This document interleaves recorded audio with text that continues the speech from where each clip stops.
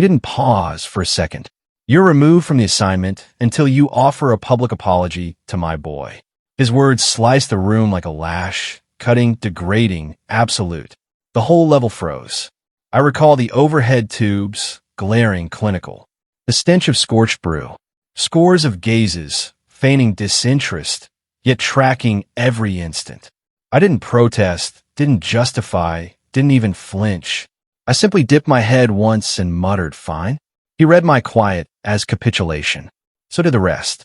6 years back, when I first entered the firm, Charles Whitmore, our finance chief, seemed like someone worth emulating. Unyielding in negotiations, suave in corridors, lavish when it boosted his image.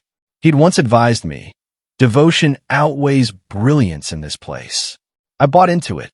I shaped my path on that conviction, lingering after hours, mending his kids' blunders, concealing ledger flaws, guaranteeing his unit appeared flawless for reviews.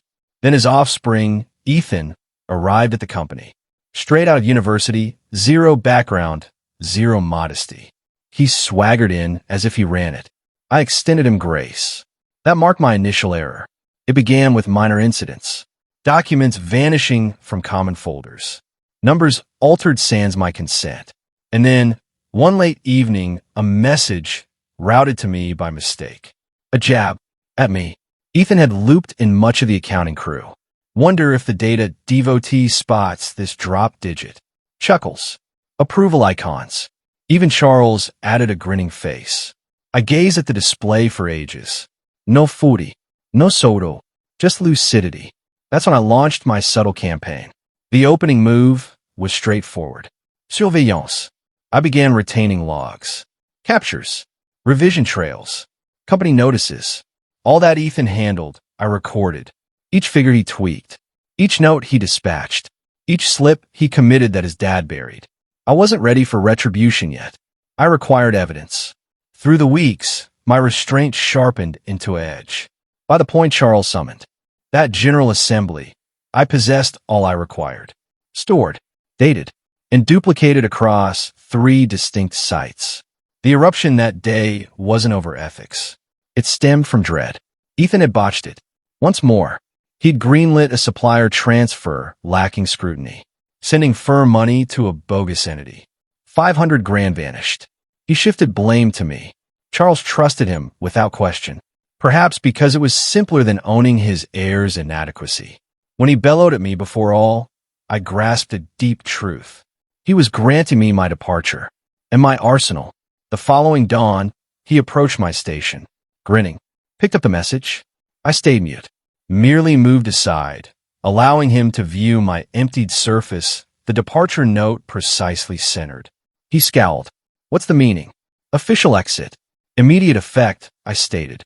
His assurance wavered briefly. You're not allowed to. I already have. He attempted to brush it away, but I detected the spark of worry in his stare. He remained unaware of what I'd planted. At 10:07 a.m., the firm attorney stormed into his space. Ashen, perspiring. Sir, say you didn't. Charles appeared baffled. The attorney flung a pile of printed messages onto the desk. Your son's clearance passed without oversight protocols. We're under scrutiny for monetary impropriety. The lender alerted it, and your private address was included on sanction. Quiet. He pivoted gradually toward me across the clear divider. Our sights locked. I didn't grin, didn't shift, just observed. It emerged my error dossier had been submitted to the enterprise ethics platform overnight, with complete records of every deceitful deal, every hidden fix, every instance Charles or Ethan had fiddled with statements. All of it linked, noted, and confirmed via their logins. I hadn't fabricated anything. I'd merely ceased erasing their chaos. By midday, personnel convened a crisis director session. By 2, Charles faced suspension during probe. By 5, Ethan's access badge was voided. I had departed.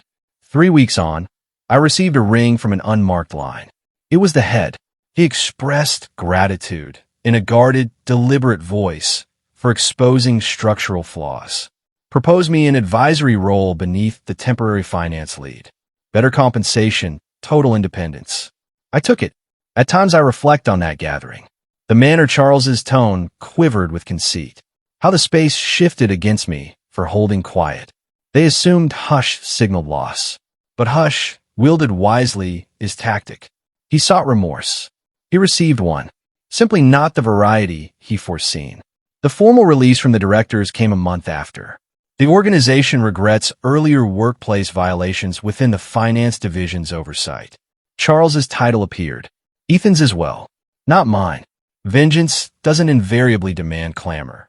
Sometimes it's the hush of a man discovering his domain was dismantled. Don't forget to like, subscribe, and hit that bell icon so you never miss a twist. Stay tuned to Reddit Tales Times for your daily dose of drama, laughs, and unbelievable stories.